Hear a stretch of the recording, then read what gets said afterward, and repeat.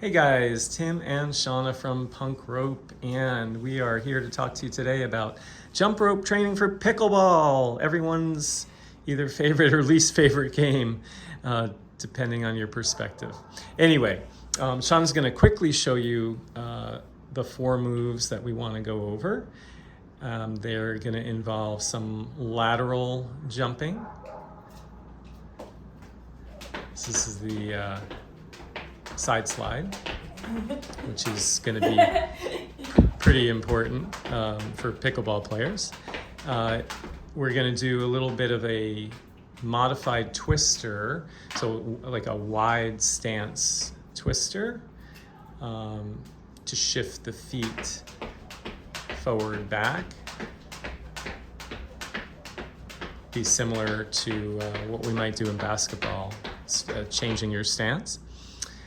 We're going to show the Stagger Step, so similar to that, but no twist, just 1 foot forward and feet wide-ish. So that would be your stance for return of serve and potentially at the net. And then last, and this is much more generic, is going to be jumping fast. Shana's going to do this with both feet, so a 2-footed fast jump, fast turn, fast feet. This is to improve proprioception, hand speed, foot speed, really great for any sport. So I'm just going to jump in really fast with not a pickleball paddle, but a Kadima paddle. And so I'm probably the last person that should be talking about pickleball, since I tore 3 tendons in my left hamstring playing pickleball. The guy you want to work with on pickleball is my buddy Carl Van Nest, who's a certified pickleball coach, and I'll try to get his info below the video. Anyway, so a lot of the game is played at net, and often we're going to have our feet wider than our hips. We're going to have a little flex in the knees. And so much of it is about quickness. Now I'm a lefty, so I'm going to be stepping in to hit a forehand volley. I would be stepping across with my left foot to hit a backhand volley. And so that's where that switch comes in that Shana showed you, because you want to be really light on your feet and ready to go either direction. The speed is just great for really any sport, but light on your feet is going to be important, because at times you may go to net and then someone may lob you and you're going to have to get back, and we've seen countless people trip and fall, so you want to get your footwork down. And then the lateral shuffle, so if I'm here and my partner is out of the play because maybe they got tripped up or they had to run far for a ball. So now I'm here, and then I have to get here, and then I have to get here, and then I have to get here. And if you're playing singles, of course, you have to cover much more court. Okay? So Shana's going to jump back in.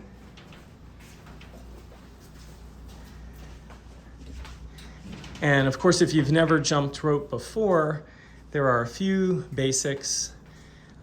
There's a 3-step method that we like to use. One is no rope, so we just work on the footwork. So this would be your side slide or side shuffle. So feet are almost parallel, knees are soft, back is flat, chest is up. And these drills all work without a rope, of course, but the rope adds a level of complexity and intensity and will challenge your coordination and your balance. So now rope to the side is the second phase. So you see Shana's holding the rope in her dominant hand, spinning her wrist such that the rope stays to the side of her body. It's not coming in and crashing into her feet. So that's important. And then step 3 would be actually jumping through the rope. So, if you haven't jumped rope before, you're going to want to start with the basic bounce and then layer on the more advanced step. In this case, it's the side slide. We got a ton of coaches really around the world that you might want to check out on our website if you're new to rope jumping. So that's your side slide. Now, you're going to probably have a preferred side. I'll bet Shana does. And so you may find you trip up more going one direction than another.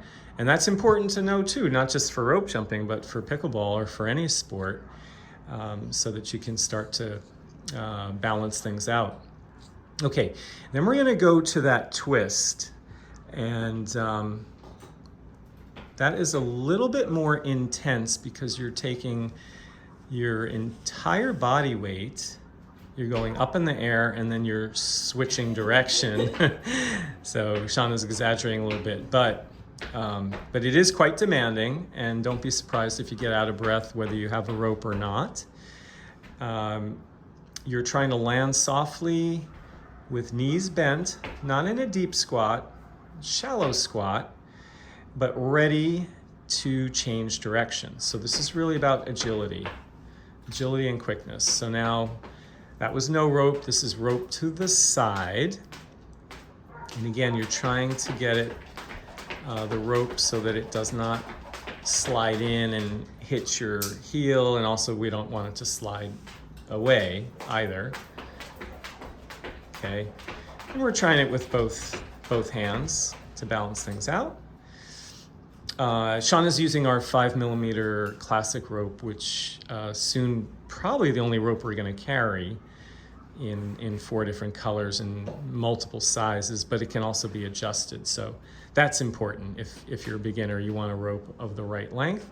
And now we've got the same move, and we're going to try to do it jumping through the rope. So we have that twist. Feet are staying about hip width. You know, if you were actually on the court, you might have your feet even wider than that. You do want a stable base. Okay. And then the last two, so stagger step with no rope. Now with rope jumping, usually it's a more narrow stance. We're gonna go a little wider because we are training for pickleball. And what you're gonna do is take one foot in front of the other, roughly where the heel of the front foot is lined up with the toes of the back foot, but maybe a little bit forward of that, right? It's kind of a question of personal comfort. And this would be very common for your return of serve. So you're in the back court, you're waiting for your opponent to serve, and you'll have a preferred front foot. You can also have feet parallel, but that may put you at a disadvantage in terms of making a quick move. Often people, if you watch, tennis, for example, most players will have one foot forward and they're poised to either charge or back up or move laterally. So with the rope, we would go to the side. In this case, Shana's right foot is forward. And we're gonna spin to the side, and we have that nice light, soft bounce. One turn, one jump, and then same thing with the left hand. And she could do that with the left foot forward, the right foot forward, etc. Or a combination. Or a combination, Now these are very basic steps. There's lots of other steps that might be beneficial for the game, but we feel like these are probably the most beneficial. And so now we would try the stagger step with the rope. Shana's got her left foot forward.